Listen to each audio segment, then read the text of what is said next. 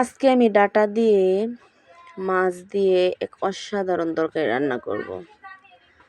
আসসালামু আলাইকুম, কেমন আছেন সবাই? আশা করি ভালো আছেন। আল্লাহর রহমতে আমিও ভালো আছি। আজকে আমাদের ছোট্ট একটি ডাটা খেতে চলে আসলাম।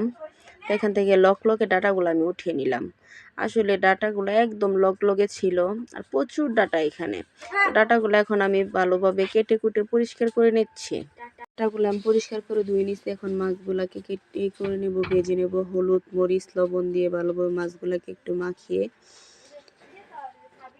রাখবো কিছুক্ষণের জন্য। এদিকে দেখেন ডাটাগুলো আমি হালকা একটু ভাপ দিয়ে নিলাম। সাথে আলু ভেঙে দিব।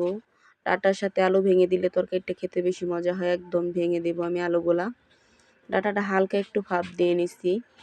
আমরা আসলে ডাটা রান্না করার সময় হালকা একটু ভাপ দিয়ে রান্না করি, তাহলে তরকারিটা একটা গন্ধ গন্ধ ভাব থাকে ডাটার, এইটা চলে যায়। এখন তাওয়ায় আমি পরিমাণ মতো তেল দিয়ে তাওয়াটা ভালোভাবে গরম করে নিছি। এখন মাছগুলাকে সুন্দরভাবে আমি দিয়ে দিচ্ছি। আর মাছ ভাজার ক্ষেত্রে অবশ্যই মনে রাখতে হবে, কড়াই বা তাওয়া যেখানে ভাজেন না কেন অবশ্যই তাওয়াটাকে ভালোভাবে গরম করে নিতে হবে। এতে মাছ ভাজাটা একদম সুবিধা হবে, ভালোভাবে পারফেক্টভাবে আপনারা মাছগুলো ভাজতে পারবেন। এপিট ওপিট করে ভালোভাবে মাছগুলোকে আমি ভেজে নিচ্ছি। আসলে যে কোনো তরকারি রান্না করার ক্ষেত্রে যদি আপনি মাছটা ভেজে রান্না করেন, এমনকি ভালোভাবে ভেজে রান্না করেন, তাহলে তরকারিটা খেতে বেশি মজা হয়। মাছটাকে ভাজা হয়ে গেছে। এখন কড়াই পরিমাণ মতো তেল দিয়ে দিলাম। এখানে দিয়ে দিলাম পাঁচফোড়ন মশলা।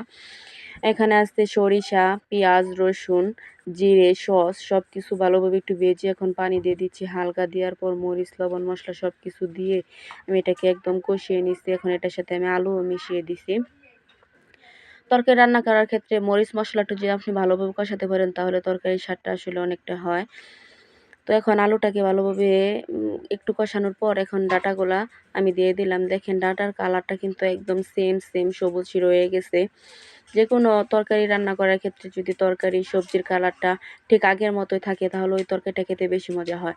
তো এখন সব কিছু একত্রিত করে ভালোভাবে নেড়ে চেড়ে কিছুক্ষণের জন্য আমি ঢেকে দিব। 2 মিনিটের মতো ঢেকে দিব। এটাকে কষিয়ে নিচ্ছি আমি। এখন দেখেন এই যে আমার কষানো হয়ে গেছে সুন্দরভাবে নেড়ে চেড়ে। এখানে আমি পরিমাণ মতো ঝোল দিয়ে দিব। এই দেখেন আমি ঝোল দিয়ে উপরে একটু মাছগুলোও দিয়ে দিচ্ছি।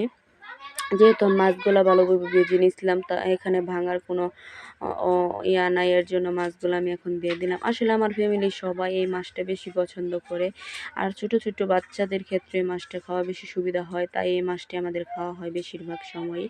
তো দেখেন তরকারিটা আমার একদম রান্না প্রায় হয়ে গেছে। দেখেন আসলে ডাটা আমার অনেক পছন্দের একটা খাবার। এটা দিয়ে মাছ দিয়ে রান্না করলে খেতে ভীষণ মজা হয়। দেখেন তরকারির কালারটা কিন্তু একদম জোস, খুবই মজার একটা খাবার ডাটা দিয়ে মাছের তরকারি। ভালো থাকবেন, আল্লাহ হাফেজ।